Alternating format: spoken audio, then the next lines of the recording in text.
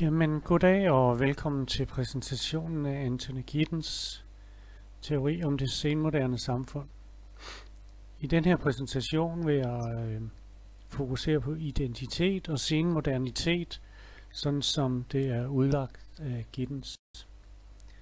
Som I kan se i den her, som prøver at indkredse nogle af de centrale elementer i det senmoderne samfund, så kan vi op for oven se lidt, at globaliseringen har stor betydning for udviklingen af den samfundstype, som kaldes den senmoderne samfundstype. Og det er meget karakteristisk, at hvem er jeg? Det kan være vanskeligt at finde sin identitet i et samfund, hvor normer og værdier ikke er så fastlagt, som det er i det samfund, vi kan se i midten af billedet. Det gamle bondesamfund, som vi kan betegnes som det traditionelle samfund, der er fast forankret i traditioner, normer og værdier. Aftraditionaliseringen, som jeg tidligere nævnte, er et meget centralt begreb for Giddens. Med det skal vi forstå, at de faste normer og værdier, der fandtes i de meget traditionelle samfund og i det moderne samfund, de står for fald. Det traditionelle bondesamfund og industrisamfundet havde meget faste normer omkring arbejde og fritid, for eksempel. Det er ikke helt det samme nu, hvor man stræber imod en større sammenblanding mellem arbejde og fritid. Normerne er heller ikke så fastlagte. Det giver en usikkerhed og en tvivl omkring, hvilke retningslinjer det enkelte individ skal pejle imod. Så der sås tvivl om, hvilken identitet man nu har. Hos Giddens, der er moderniteten udskilt i 4 væsentlige punkter, som vi nu vil gennemgå i resten af den her præsentation. Det første punkt, Giddens taler om, er adskillelse af tid og rum, nøje sammenhæng med globaliseringen. Herefter taler han om udlejning af de sociale relationer, det vil sige de ting, som familierne i det traditionelle samfund varetager, de uddelegeres, outsources, kunne man nærmest sige, til offentlige institutioner, blandt andet børnepasning. Reflektiviteten bygger meget på den her aftraditionalisering, hvor vi har meget svært ved at finde vores identitet. Ekspertsystemerne går lidt bort fra ansigt til ansigtsrelationer til ansigtsløse relationer, som vi også skal kigge på.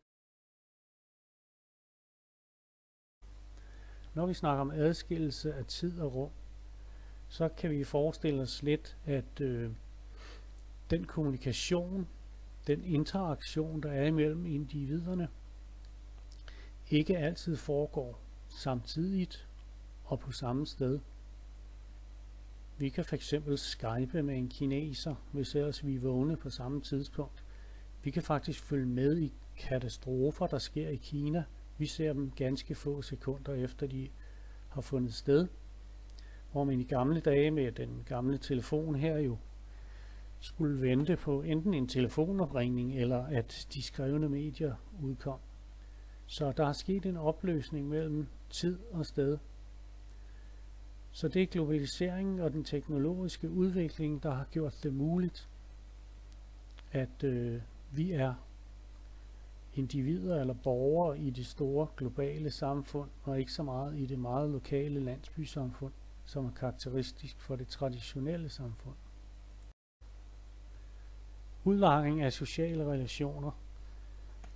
Som jeg tidligere sagde, så henviser det til det, at de ting, som familierne før har varetaget, de udlejes til institutioner, offentlige institutioner, som vi kan se på billederne. Opdragelsen går fra at være privat til at foregå i en offentlig institution.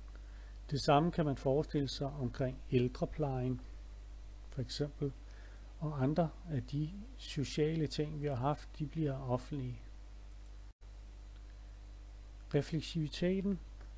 Refleksiviteten er meget vigtig for identitetsdannelsen.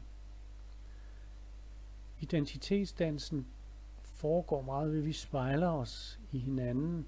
Vi vurderer os selv i forhold til den omverden, vi befinder os i. Da der ikke er faste normer og faste værdier, så er der ingen faste pejlemærker. Altså tømmerlærlingen kommer ikke ud af en tømmerfamilie, og skolelærerens børn bliver ikke altid skolelærer. Så vi danner helt vores individuelle og selvstændige identitet. Reflektiviteten bygger meget på den individuelle verden, som det senmoderne samfund jo er. Vi spejler os omverdenen i os selv. Ikke alene spejler vi os i omverdenen, men vi spejler også omverdenen i os selv.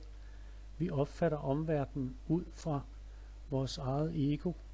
Og det vil sige, at vi træffer mange valg meget ud fra vores spejling, men også ud fra det omkringliggende samfunds,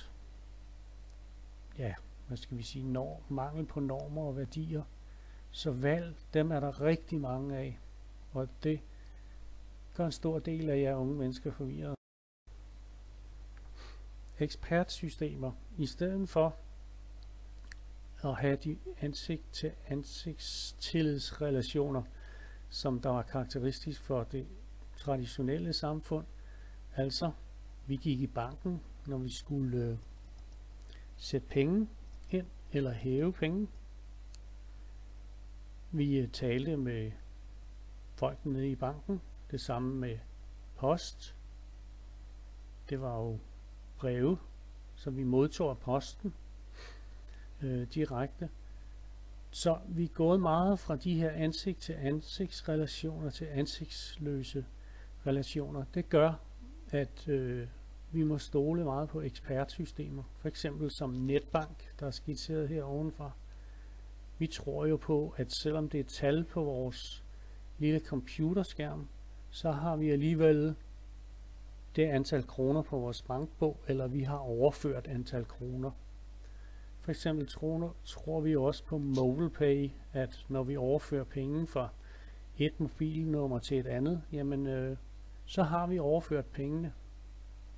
Så vi behøver ikke at udlevere penge i fysisk form.